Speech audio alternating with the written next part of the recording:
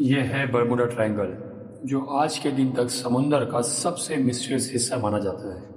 ये ट्रायंगल दुनिया के दूसरे सबसे बड़े ओशियन यानी अटलांटिक ओशियन के वेस्टर्न पार्ट में पाया जाता है, जहां पहुंचने के बाद शिप और प्लेन बिल्कुल अब नॉर्मल बिहेवियर करने लगते हैं और उनका कांटेक्ट अचानक अपने बेस स्टेशन के साथ टूट जाता है, जिसके बाद वो हमेशा हमेशा के लिए कहीं गायब हो जाते हैं। आज के दिन तक 150 से ज़्यादा शिप और प्लेन समुंदर के इस मिस्टीरियस हिस्से में गायब हो चुके हैं, जिनके बारे में आज तक कोई नहीं जान सका। इन गायब हो जाने वाले शिप और प्लेन में से सिर्फ चंद ऐसे थे जिनका मलबा समुंदर की गहराइयों में डीप सी एक्सप्लोरेशन के दौरान मिला था, जिनमें से एक SS अल्फारो भी थी। अल्फारो शिप 2015 में फ्लोरिडा से पोर्टरिको सफ़र के दौरान अचानक गायब हुई थी, जिसके बाद इसका मलबा समुंदर की 4600 मीटर की गहराई में डिस्कवर किया गया। इस शिप के साथ ऐसा क्या वाकया पेश आया और इसमें मौजूद क्रू आखिर कहाँ गायब हो गए?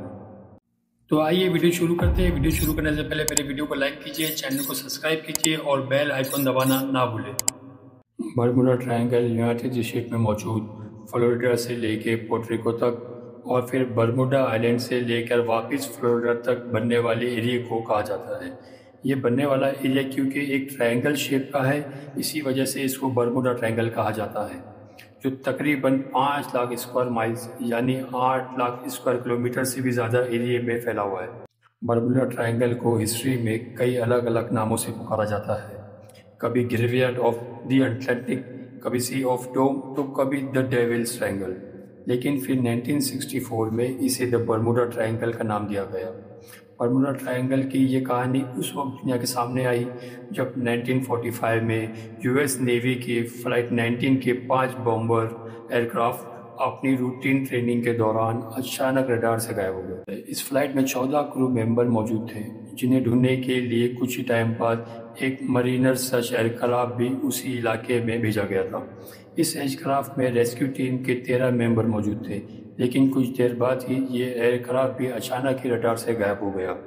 इन 6 एयरक्राफ्ट और 27 लोगों के गायब हो जाने के बाद एक बहुत बड़ा सर्च ऑपरेशन कंडक्ट किया गया, लेकिन 96 घंटे के दिन रात रिसर्च के बाद भी इन एयरक्राफ्ट और इनमें मौजूद क्रू का कुछ अता पता ना चल सका। अगर कुछ पता चला तो सिर्फ ये एयरक्राफ्ट समुंदर के जिस एरिया में मौजूद थे वो एरिया बर्मुडा ट्रायंगल था।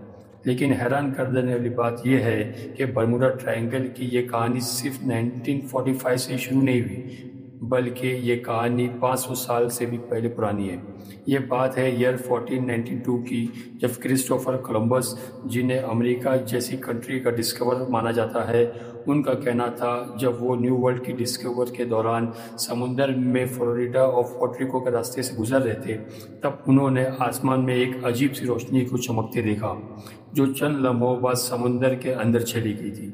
और एक दिन इनका कंपास भी अचानक काम करना बंद कर गया था और बिल्कुल अब नॉर्मल बिहेव कर रहा था। ये वो दिन था जिसके बाद से बर्मुडा ट्रायंगल की इस मिस्ट्रीज की शुरू हुई थी। यह 1918 में बर्मुडा ट्रायंगल की हिस्ट्री का सबसे भयानक हादसा सामने आया था, जब US नेवी की सबसे बड़ी ये शिप 4 मार्च 1918 के दिन यूनाइटेड स्टेट में मौजूद बाल्टीमोर शहर से ब्राज़ील शहर के लिए रवाना हुई थी। इस शिप में 306 क्रू मेंबर मौजूद थे, जिनके अलावा इसमें 11,000 टन मैग्नीज भी था। सफ़र शुरू होने के कुछ टाइम बाद ये शिप अचानक अपने बेस स्टेशन के रडार से गायब हो गई थी, लेकिन इसके बाद इस शिप के बारे में कुछ अता पता ना चल सका।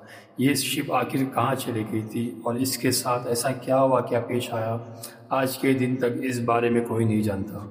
लेकिन हैरान कर देने वाली बात ये थी, अगर उस दिन मौसम बिल्कुल साफ था तो फिर इस शिप के साथ आखिर क्या हुआ था?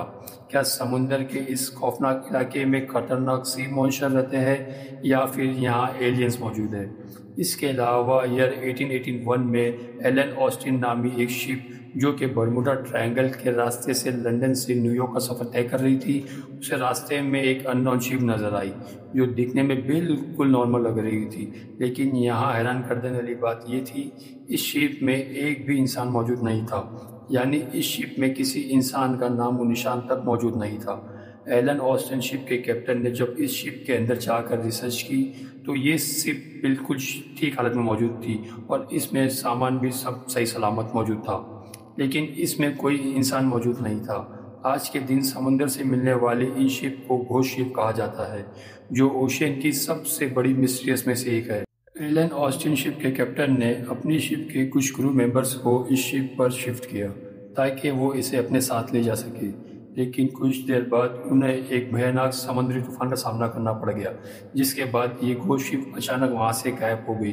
कुछ देर बाद मौसम साफ हुआ तो कैप्टन ने उस शिप को ढूंढने का फैसला किया और कुछ टाइम बाद उन्होंने इस शिप को ढूंढ भी लिया। मगर जब वो उस शिप के करीब पहुँचे तो जो कुछ उन्होंने देखा उसने उनके होश उड़ा दिए थे। ये शिप फिर से बिल्कुल खाली थी और इसमें मौजूद क्रू फिर से कहीं गायब हो चुके थे, जिनका कई नामो निशान ना मिल सका। 10 जुलाई 1945 के दिन यूएस नेवी का PBM-3 patrol sea plane 14 crew member के साथ बर्मुडा ट्रायंगल में रडार से अचानक गायब हो गया था। इस जहाज में मौजूद क्रू के साथ भी सेम वही वाकया पेश आया था। इनका कॉम्पस अचानक से काम करना छोड़ दिया था, जिसके बाद ये बर्मुडा ट्रायंगल में कहीं खो गए थे।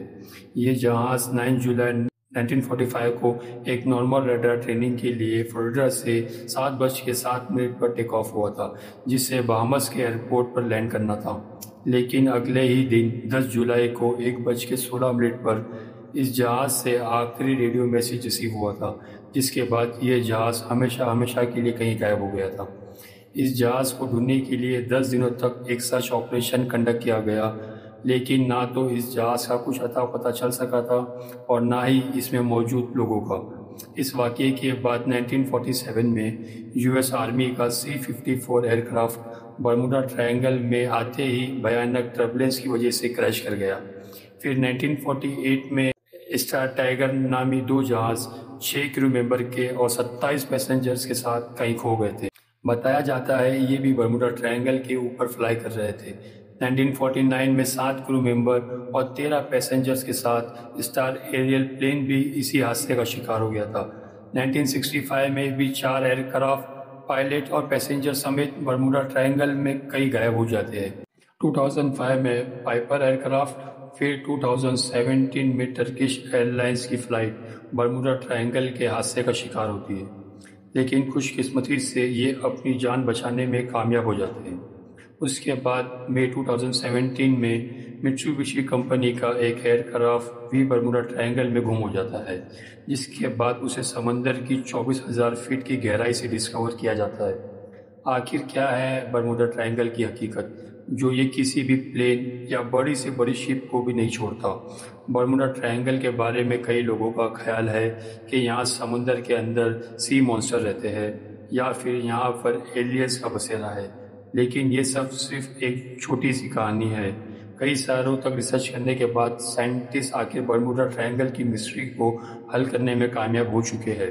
सैटेलाइट की मदद लेकर रिसर्च करने के बाद ये बात सामने आई कि समुंदर के इस हिस्से में हरिकेन जैसे भयानक तूफान बहुत ज़्यादा मिकदार में आते हैं। दुनिया में सबसे ज़्यादा हरिकेन्स चाइना में आते हैं, लेकिन दूसरे नंबर में ये तूफान अमेरिका के शहर फ्लोरिडा में आते हैं और ये वही एरिया है जो बर्मुडा ट्रायंगल में आता है। साइंटिस्ट के मुताबिक जब बर्मुडा ट्रायंगल में ये तूफान आते हैं तो यहाँ समुंदर के ऊपर हेक्सागोन पैटर्न्स के क्लाउड बनते हैं जो तकरीबन 80 किलोमीटर तक बड़े होते हैं। इन क्लाउड के नीचे खतरनाक समंदरी हवाएं चलती है, जिनकी रफ्तार 250 किलोमीटर रफ्तार से भी ज़्यादा होती है। इसके अलावा समुद्र के हिस्से में मीथेन हाइड्रेट्स की भी एक बड़ी तादाद पाई जाती है। साइंटिस्ट के मुताबिक पानी में मौजूद इन मीथेन हाइड्रेट में से जब बबल्स निकलते हैं तो वो पानी की डेंसिटी को कम कर देते हैं, जिसकी वजह से इनके ऊपर से गुजरने वाली बड़ी से बड़ी शिप ना चाहते हुए भी समंदर के अंदर डूब जाती है।